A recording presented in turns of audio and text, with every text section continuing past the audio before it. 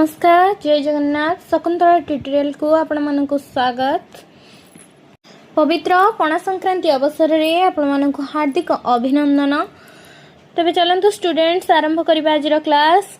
लोक साहित्य उपरे हम डिस्कशन करथिले। प्रथम प्रश्न, केउ माने माघ पर्व को मुख्य पर्व भाव में पालन करिथांती? जुआंग माने माघ पर्व को मुख्य पर्व भाव में पालन करिथांती। रक्षाबंधन पूर्णिमा को केउ देवता जन्मदिन रूपे पालन करा जाए? रक्षाबंधन पूर्णिमा को बलराम जन्मदिन भाव में पालन करा जाई थाए।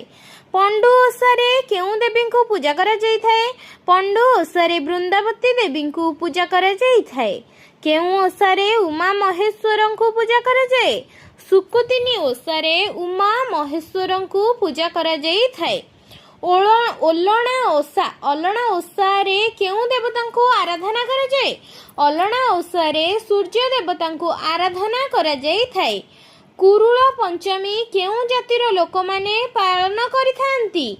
कुरुल पंचमी कुंभार जातिर लोक माने पालन करिथांती। बांडी बुतल लोक नृत्य को पश्चिम ओडिशा रे केउ नाम रे नामित करा जायछि? बांडी बुतल लोक नृत्य को पश्चिम ओडिशा रे कृष्ण यात्रा नाम रे नामित करा जायछि। बांडी बुतल लोक नृत्य को पश्चिम ओडिशा रे केउ नाम रे नामित करा जायछि? बांडी बुतल लोक नृत्य को पश्चिम ओडिशा रे कृष्ण यात्रा नाम रे नामित करा जायछि। ओडिया पल्ली साहित्य 1970 मसीह किए रचना करथिले? ओडिया पल्ली साहित्य 1970 मसीह डॉक्टर नटवर सामंतराय रचना करथिले।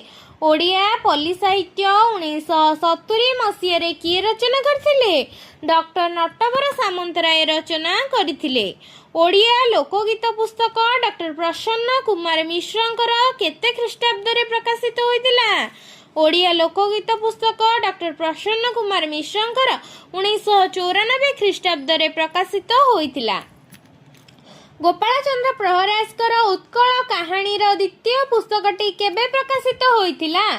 गोपाल चंद्र प्रहराजकर उत्कल कहानी रो द्वितीय पुस्तकटी 1920 मसीह रे प्रकाशित होइतिला। ढग ढमाली वचन 1926 मसीह रे प्रकाशित पुस्तकर श्रेष्ठ किए? गोपाल चंद्र प्रहराज। गोपाल चंद्र प्रहराजकर कौन 1926 रे प्रकाशित? ढग ढमाली वचन। राघवानंद दास केते मसीह रे किछि लोकोक्ति संग्रह करथिले? 1914 मसीह रे राघवानंद दास किछि लोकोक्ति संग्रह करथिले। बुद्धि परिमापक तथा मनोरंजन क्रीड़ा भावरे काहाकु ग्रहण करे जाए? बुद्धि परिमापक तथा मनोरंजन क्रीड़ा भावरे नांदिया को ग्रहण करा जाई थाए। मोटिव तत्व को सहज और बोधगम्य करबा को जाई अध्यापक कैलाश पट्टनायक 1990 मसीह रे केउ पुस्तक प्रकाश करथिले? लोक साहित्य चर्चा पुस्तक प्रकाश करथिले।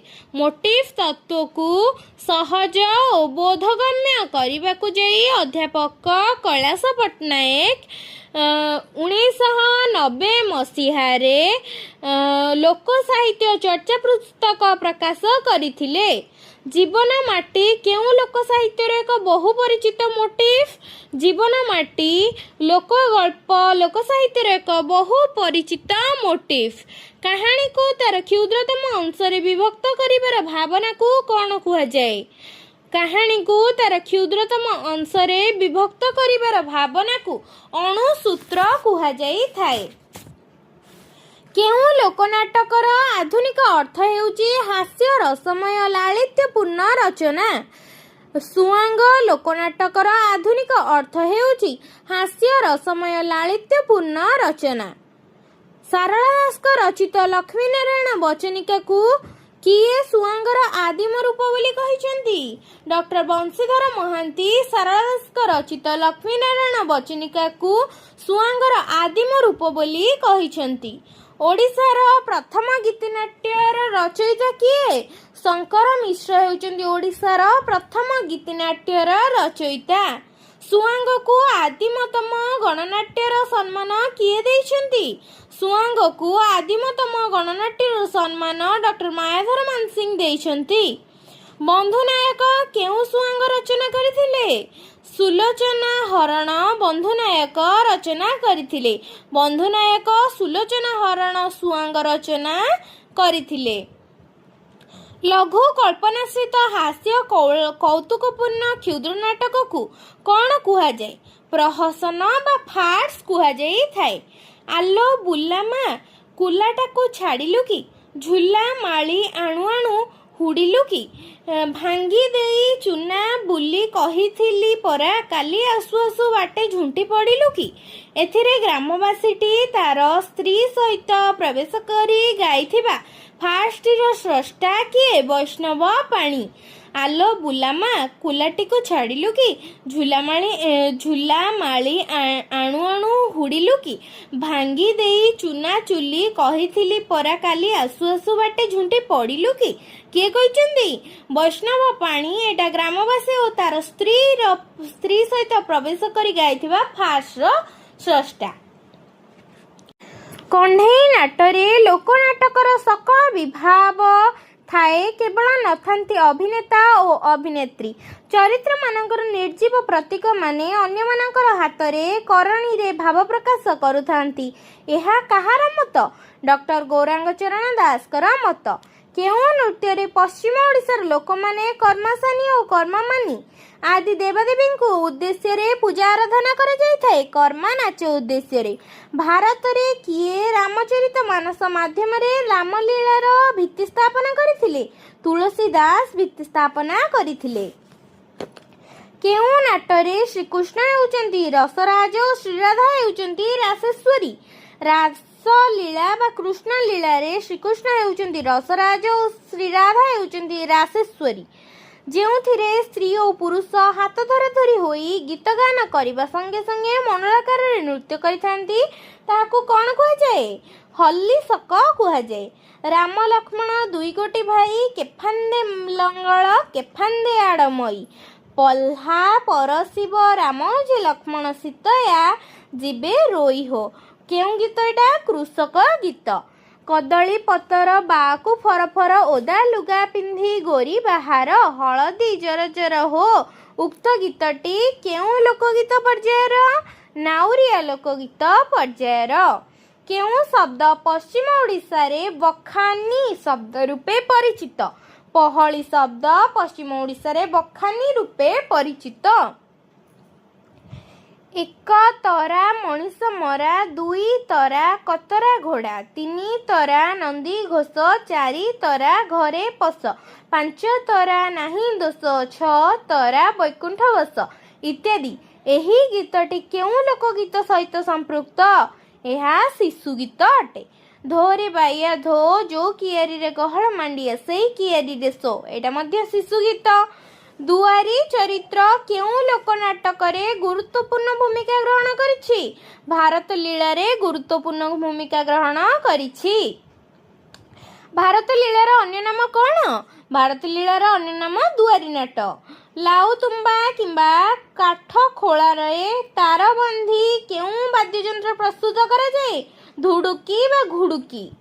କେଉଁ ନାମରେ ଭକ୍ତମାନେ ପାର୍ବତୀ ଭାବରେ ଶିବଙ୍କୁ ଉପାସନା କରନ୍ତି? ପାଟୁଆ ଯାତ୍ରାରେ ଭକ୍ତମାନେ ପାର୍ବତୀ ଭାବରେ ଶିବଙ୍କୁ ଉପାସନା କରନ୍ତି। କେଉଁ ନାମରେ ଦ୍ୱାପର ଯୁଗର ଶ୍ରୀରାଧାଙ୍କ ସ୍ୱାମୀ ଚନ୍ଦ୍ରସେଣାର ଭଉଣୀ ବଣ୍ଡିର ଚାରିତ୍ରିକ ବିଶ୍ଳେଷଣ କରାଯାଇଥାଏ? ଦଣ୍ଡି ନାଟରେ। ନୃସିଂହ ପୁରାଣରେ ପ୍ରହ୍ଲାଦ ଚରିତ ଅବଲମ୍ବନରେ କେଉଁ ନାଟକର ସୃଷ୍ଟି? ପ୍ରହ୍ଲାଦ ନାଟକର ସୃଷ୍ଟି। ପର ଲୁଗା ପିନ୍ଧି ଯାତକୁ ଯାଏ, ପଚାରିଲେ ମୁଣ୍ଡ ଟୁଙ୍ଗାରୁ ଥାଏ, ପୁଅ କରୁଥାଏ ଚାତର, ବାପ ବିକୁଥାଏ ଚିଙ୍ଗୁଡ଼ି, ଶୁଖୁଆ ମା ବିକୁଥାଏ ପତର। ଏହି ଗୀତଟି କେଉଁ ଲୋକ ସାହିତ୍ୟ ଅନ୍ତର୍ଭୁକ୍ତ? ଢଗ ଢମାଳି ଅନ୍ତର୍ଭୁକ୍ତ ଅଟେ। ହଳଦୀ ଗୁରୁ ଗୁରୁ ରାମ ରାଉତ, ଘରେ ଭାତ ନାହିଁ ପୁଅ ବହୁତ। ଏହା କେଉଁଥିରୁ ଆସିଛି? ପଣସରୁ ଆସିଛି। ଉକ୍ତ ଗୀତିଟି କେଉଁ ଲୋକ ସାହିତ୍ୟ ଅନ୍ତର୍ଭୁକ୍ତ? ବୁଦ୍ଧି ପରୀକ୍ଷା ବା ନାଁ ଦିଆ ଲୋକ ସାହିତ୍ୟ ଅନ୍ତର୍ଭୁକ୍ତ। ହଳଦୀ ଗୁରୁ ଗୁରୁ ରାମ ରାଉତ, ଘରେ ଭାତ ନାହିଁ ପୁଅ ବହୁତ। ଏଇଟା କ'ଣ ହବ ଆନ୍ସର? ପଣସ। ଏଇଟା କେଉଁଥିରୁ ଆସିଛି? ବୁଦ୍ଧି ପରୀକ୍ଷା ବା ନାଁ ଦିଆରୁ। କାଠ ବାଛୁରୀ ପଥର ଗାଈ, ଯେତେ ଦୁହୁଁଥିଲେ ପହ୍ନାଉଥାଇ। କ'ଣ ଏଇଟା? ଚନ୍ଦନ କାଠ ବା ଚନ୍ଦନ ପେଡ଼ି। ଏହି ଗୀତଟି କେଉଁ ଲୋକ ସାହିତ୍ୟ? ନାଁ ଦିଆ ବା ବୁଦ୍ଧି ପରୀକ୍ଷା ଲୋକ ସାହିତ୍ୟ ଅଟେ। ନେକ୍ସଟ କ୍ୱେଶ୍ଚିନ୍ ଦେଖିବା। ଫଟା ମୃଦଙ୍ଗକୁ ଜଡ଼ା ଗାୟକ, ତହିଁ କାଣିଦାରୀ ନାଚୁଛି। ଅବୁଝା ରାଜାକୁ କିମ୍ପାଇଁ ପାତର ଯାହା ଇଚ୍ଛା ତାହା ବୁଝୁଛି। ଏହି ଗୀତିଟି କେଉଁ ଲୋକ ସାହିତ୍ୟର ପର୍ଯ୍ୟାୟଭୁକ୍ତ? ଢଗଢମାଳି ଲୋକ ସାହିତ୍ୟର ପର୍ଯ୍ୟାୟଭୁକ୍ତ ଅଟେ। କେଉଁ ଗୀତରେ ଅନେକ ଅନ୍ଧବିଶ୍ୱାସ ଓ କୁସଂସ୍କାର ପରିପୂର୍ଣ୍ଣ ଥାଏ ଗ୍ରାମ୍ୟ ଜୀବନ? ଝଡ଼ା ଫୁଙ୍କା ଗୀତିରେ। ଜହ୍ନି ଫୁଲ ଠୋଠା, କାକୁଡ଼ି ଫୁଲ ଠୋଠା, ଗୁଞ୍ଚି ମୂଷା କହିଯାଇଛି ଚାଉଳ ମୁଠେ ଥୋଇତା। କେଉଁ ଗୀତ? ଓଷାବ୍ରତ ଗୀତ। କାହା ପ୍ରବଚନ ଓ ପ୍ରବାଦ ସଂଗ୍ରହ ପ୍ରବନ୍ଧ ପୁସ୍ତକଟି 1961 ମସିହାରେ ପ୍ରକାଶିତ ହୋଇଥିଲା? ସର୍ବେଶ୍ୱର ଦାସଙ୍କର ପ୍ରବଚନ ଓ ପ୍ରବାଦ ସଂଗ୍ରହ ପ୍ରବନ୍ଧ ପୁସ୍ତକଟି 1961 ମସିହାରେ ପ୍ରକାଶିତ ହୋଇଥିଲା। ବଳଦ କିଣିବ ଖରୁଆ, ଗାଈ କିଣିବ ଘରୁଆ, ମଇଁଷି କିଣିବ ଭେଡ଼ି, ଛେଳି କିଣିବ ଦାଢ଼ି। ଏହା କେଉଁ ଉକ୍ତିରେ ଲୋକ ସାହିତ୍ୟ ଅନ୍ତର୍ଭୁକ୍ତ? ପ୍ରବାଦ ପ୍ରବଚନ ଉକ୍ତିରେ ଲୋକ ସାହିତ୍ୟ ଅନ୍ତର୍ଭୁକ୍ତ ଅଟେ। ଅଖ ବୁଲୁଥିଲେ ଚକ ବୁଲୁଥାଇ, ବୁଲି ପଡ଼ୁଥାଇ ପହି, ସଂସାର ଭିତରେ ଘର କରିଥିଲେ ପଥର ପଡ଼ିଲେ ସହି। ଏହି ଲୋକଗୀତଟି କ'ଣ ହେବ? ପ୍ରବାଦ ବା ପ୍ରବଚନ ଆଖ୍ୟାରେ ଯିବ। ଗାଈ ଶୋଇଛି ପଘା ଚରୁଛି, ପାଣି କଖାରୁ ବା ବୋଇତି କଖାରୁ ଓ ତାର ଲତା। ଏହି ଉକ୍ତିଟି କେଉଁ ଲୋକ ସାହିତ୍ୟ ଅନ୍ତର୍ଭୁକ୍ତ? ନାଁ ଦିଆ। ହିଲ୍ ଟ୍ରାଇବସ୍ ଅଫ୍ ଜୟପୁର ଆଦିବାସୀ ଲୋକ ସାହିତ୍ୟ ଭିତ୍ତିକ ଏକ ଆଲୋଚନା ପୁସ୍ତକର ରଚୟିତା କିଏ? ଲକ୍ଷ୍ମୀନାରାୟଣ ସାହୁ। ଲକ୍ଷ୍ମୀନାରାୟଣ ସାହୁଙ୍କର କ'ଣ ଏଇଟା? ହିଲ୍ ଟ୍ରାଇବସ୍ ଅଫ୍ ଜୟପୁର 1942ରେ ପ୍ରକାଶିତ। କେତେ ଖ୍ରୀଷ୍ଟାବ୍ଦରେ ଲକ୍ଷ୍ମୀନାରାୟଣ ସାହୁଙ୍କର ଗାନ୍ଧର୍ବିକା ଶତଦଳ ଆଦିବାସୀ ଲୋକ ସାହିତ୍ୟ ଭିତ୍ତିକ ପୁସ୍ତକ ପ୍ରକାଶିତ ହୋଇଥିଲା? 1987 ମସିହାରେ। ଓଡ଼ିଶାରେ ଲୋକ ସଂସ୍କୃତି ଚର୍ଚ୍ଚା କ୍ଷେତ୍ରରେ ପୂର୍ବ ଭାରତୀୟ ଲୋକମିଥ୍ ଓଡ଼ିଶା 1981 ପୁସ୍ତକର ରଚୟିତା କିଏ? Doctor Prasanna Kumar Mishra. Doctor Shyamsundar Mahapatra a study of Odia folk ballads କେତେ ଖ୍ରୀଷ୍ଟାବ୍ଦରେ ପ୍ରକାଶିତ? 1988 ଖ୍ରୀଷ୍ଟାବ୍ଦରେ ପ୍ରକାଶିତ। ଲୋକ ସଂସ୍କୃତି ବିଷୟକ ପ୍ରକାଶିତ ଓ ଅପ୍ରକାଶିତ ପ୍ରାୟ 40ଟି ଥେସିସ୍ର ସାରାଂଶକୁ କିଏ ସମ୍ପାଦିତ ଲୋକ ସାହିତ୍ୟ ଗବେଷଣା 1997 ଓ ଓଡ଼ିଆ ଲୋକ ସାହିତ୍ୟ ସମୀକ୍ଷା 2005 ପୁସ୍ତକରେ ପ୍ରକାଶ କରିଛନ୍ତି? ଡକ୍ଟର ଶ୍ୟାମସୁନ୍ଦର ମହାପାତ୍ର ଲୋକ ସଂସ୍କୃତି ବିଷୟକ ପ୍ରକାଶିତ ଓ ଅପ୍ରକାଶିତ 40ଟି ଥେସିସ୍ର ସାରାଂଶକୁ ସମ୍ପାଦିତ କରି ଲୋକ ସାହିତ୍ୟ ଗବେଷଣା ଓ ଓଡ଼ିଆ ଲୋକ ସାହିତ୍ୟ ସମୀକ୍ଷା ପୁସ୍ତକରେ ପ୍ରକାଶ କରିଛନ୍ତି। Next question. ଲୋକ ସାହିତ୍ୟ କ୍ଷେତ୍ରରେ ଅଧ୍ୟୟନକୁ ମୁଖ୍ୟତଃ କେତେ ଭାଗରେ ବିଭକ୍ତ କରାଯାଇଛି? 3 ଭାଗରେ ବିଭକ୍ତ କରାଯାଇଛି। ଉପାଦାନ ସଂଗ୍ରହ, ବିଭାଗୀକରଣ ଓ ବିଶ୍ଳେଷଣ ଆଦି ଲୋକ ସାହିତ୍ୟରେ କେଉଁ ପରିସରଭୁକ୍ତ? କ୍ଷେତ୍ର ଅଧ୍ୟୟନ ପରିସରଭୁକ୍ତ ଅଟେ। ଉପାଦାନ ସଂଗ୍ରହ, ବିଭାଗୀକରଣ ଓ ବିଶ୍ଳେଷଣ ଆଦି ଲୋକ ସାହିତ୍ୟ କେଉଁ ପରିସରଭୁକ୍ତ? କ୍ଷେତ୍ର ଅଧ୍ୟୟନ ପରିସରଭୁକ୍ତ ଅଟେ। ଲୋକ ସାହିତ୍ୟରେ କ୍ଷେତ୍ର ଅଧ୍ୟୟନ ପଦ୍ଧତିକୁ କେତେ ଭାଗରେ ବିଭକ୍ତ କରାଯାଇଛି? 2 ଭାଗରେ ବିଭକ୍ତ କରାଯାଇଛି। କେଉଁ ପଦ୍ଧତିରେ ଗବେଷକ ନିଜେ କ୍ଷେତ୍ରକୁ ଯାଇ ଉପାଦାନ ସଂଗ୍ରହ କରିଥାନ୍ତି? ରୁଦ୍ଧ ପଦ୍ଧତିରେ, କ୍ଲୋଜ୍ଡ ମେଥଡରେ। କେଉଁ ପଦ୍ଧତିରେ ଅନୁସରଣକାରୀ ସଂଗ୍ରାହକ ନିଜେ କ୍ଷେତ୍ରକୁ ନ ଯାଇ ଚିଠିପତ୍ର ମାଧ୍ୟମରେ ନିର୍ଦ୍ଦେଶ ଦେଇ ବିଭିନ୍ନ ସହାୟକଙ୍କ ଦ୍ୱାରା ସଂଗ୍ରହ କାର୍ଯ୍ୟ ସମ୍ପାଦନ କରନ୍ତି? ମୁକ୍ତ ପଦ୍ଧତିରେ। ଅର୍ଥ, କଳା, ସତ୍ୟନିଷ୍ଠତା, ମନି, ଆର୍ଟ ଆଣ୍ଡ ଟ୍ରୁଥ। ଅର୍ଥ ପ୍ରଲୋଭନ ଥିଲେ ପ୍ରକୃତ ଲୋକ ସାହିତ୍ୟ ସଂଗୃହୀତ ହୋଇପାରିବ ନାହିଁ। ଏହି 3ଟି ବିକଳ୍ପର କଥା କିଏ କହିଛନ୍ତି?